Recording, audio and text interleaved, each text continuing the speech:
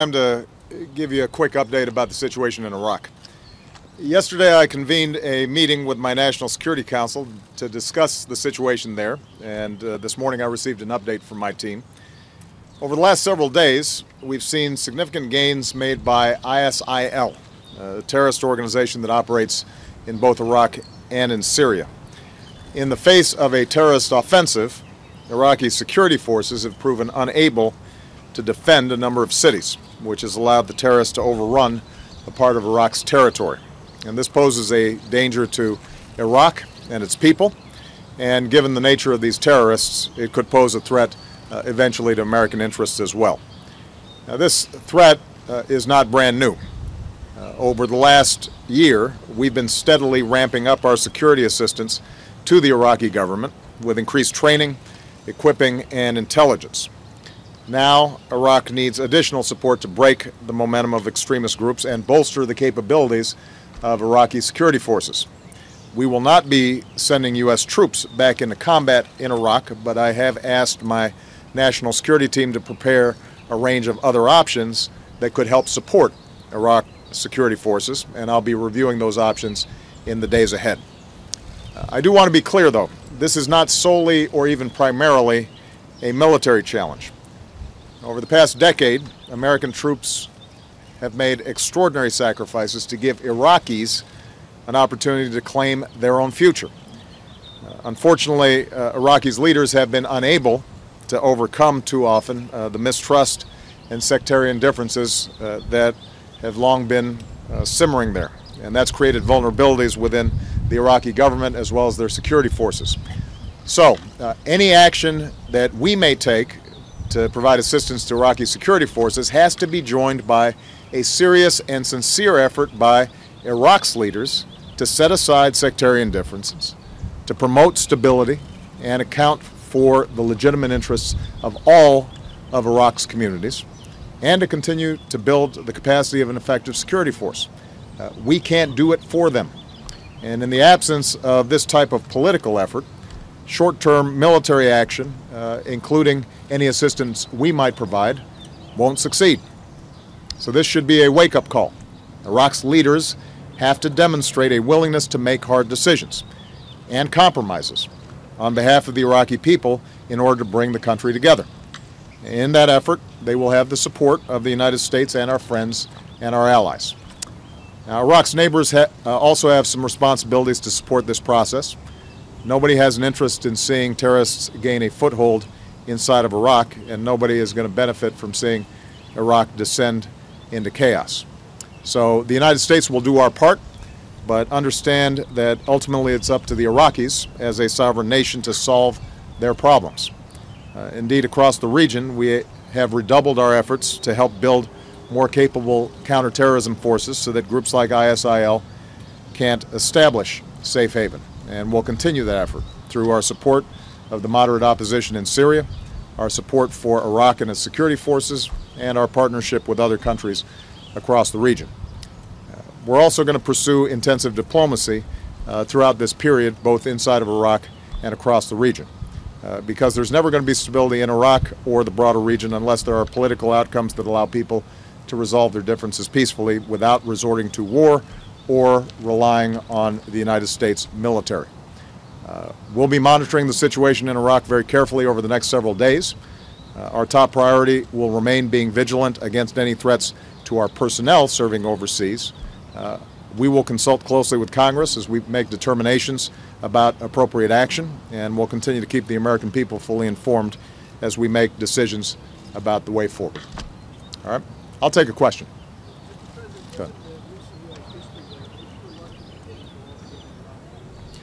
I think that we should look at the situation carefully. We have an interest in making sure that a group like ISIL, which is a vicious organization and has been able to take advantage of the chaos in Syria, that they don't get a broader foothold. I think there are dangers of fierce sectarian fighting if, for example, these terrorist organizations try to overrun sacred Shia sites, which could trigger Shia-Sunni conflicts that could be very hard to stamp out. So we have enormous interest there, and obviously our troops and the American people and the American taxpayers made huge investments and sacrifices in order to give Iraqis the opportunity to chart a better course, a better destiny. But ultimately, they're going to have to seize it. As I said before, we are not going to be able to do it for them. And given the very difficult history that we've seen in Iraq, I think that any objective observer would recognize that in the absence of accommodation among the various factions inside of Iraq, various military actions by the United States, by any outside nation, are not going to solve those problems over the long term and not going to deliver the kind of stability that we need. Anybody else? Well, I think that's been happening for some time. ISIL has been able to gain a foothold in Syria. That's part of the reason why we've been so concerned about it. That's part of the reason why we've been supporting the Syrian opposition there. But it's a challenging problem. In Iraq, the Iraqi government, which was initially resistant to some of our offers of help, has come around now to recognize that cooperation with us on some of these issues can be useful. Obviously, that's not the case in Syria, where President Assad has no interest in seeing us involved there, and where some of the governments that are supporting Assad have been able to block, for example, UN efforts even at humanitarian aid.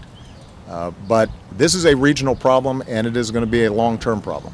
And what we're going to have to do is combine selective actions by our military to make sure that we're going after terrorists who could harm our personnel overseas or eventually hit the homeland. We're going to have to combine that with what is a very challenging international effort to try to rebuild countries and communities that have been shattered by sectarian war.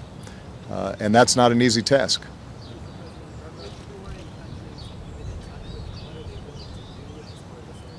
Well, we're in contact with them now, so we'll have a better sense by the end of the weekend after those consultations, and we will be getting a better sense from them of how they might support an effort to bring about